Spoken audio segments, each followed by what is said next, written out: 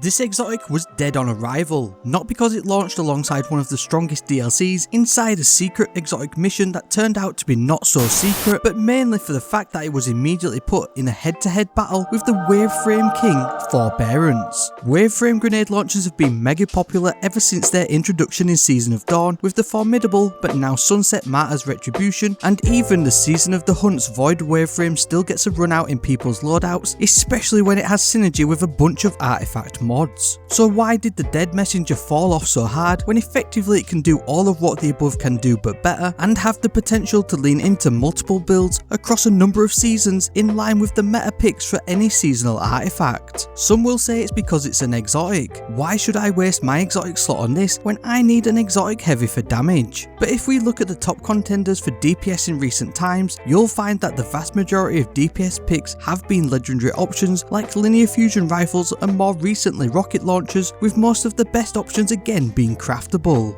So it can't be that then, but why has it not been more used in a prominent double special meta where waveframes have dominated in all levels of content, from solo dungeons to raid speedruns and challenges? Double specials are even about to get nerfed, and with hand cannons getting a substantial buff, exotics like Dead Messenger could find a spot in your loadouts. Special energy weapons are going to become more prevalent too in future sandboxes, especially on top of the hand cannon buff. Kinetic weapons automatically do 10% more damage than their energy counterparts, and so this makes running an energy primary weapon practically redundant at a certain point. Things like Fatebringer, Submission and even Transfiguration are going to cover all ranges and generally cover off on Champions 2 in most activities, and this makes the Dead Messenger one of my top picks for your loadouts in Season 22 and beyond. Obtained from completing the Vox Obscura exotic mission on Mars, this Cassoid Foundry weapon has the unique Trinary Vision exotic perk which upgrades the standard single waveframe into a fan of 3 energy waves. This is great as it's going to damage targets in a wide area, which is automatically a larger radius than that of the coveted chain reaction on Forbearance. It's an absolute stat monster too, with maxed out blast radius, near on maxed out velocity, and an excellent reload and handling stat which more than make up for the lack of ammo options to overflow the magazine like you can with its legendary counterparts. The fundamentals is where it gets really interesting, as you can switch between arc, solar or void damage types by holding the reload button. You can see which energy type is active by looking at the HUD, but it is also displayed on the weapon, which is even more prominent with the ornament equipped, giving off this sweet glow effect through the molten lava. This perk is much like Hardlight and Borealis, making it perfect for locked loadout activities which may have multiple singes active. This perk was also recently updated to offer some stat boost based on the selected damage type, with Solar granting increased reload speed and airborne effectiveness, Arc improving handling and velocity, and Void improving stability for some anti-flinch reduction and aim assist. But the fundamentals is what sets it up to shine in multiple sandboxes. Even this season you would have been able to take advantage of 2 sets of artifact mods to massively improve this exotic when used in its Arc or Void damage types. The Arc setup is especially potent, and in my opinion it does whatever Forbearance does but a million times better due to the larger effective radius Dead Messenger offers out of the gate, triggering the shock and awe jolting explosions to more enemies. Even the Void setup with the Supernova perk would easily trigger the weakening burst, and with a certain GYRFALCON'S build you've also got unlimited volatile rounds on tap regardless of the seasonal artifact. With a solar themed seasonal artifact right around the corner, I wouldn't be surprised to see this be a standout pick for applying Scorch or causing ignitions depending on what mods we're likely to see.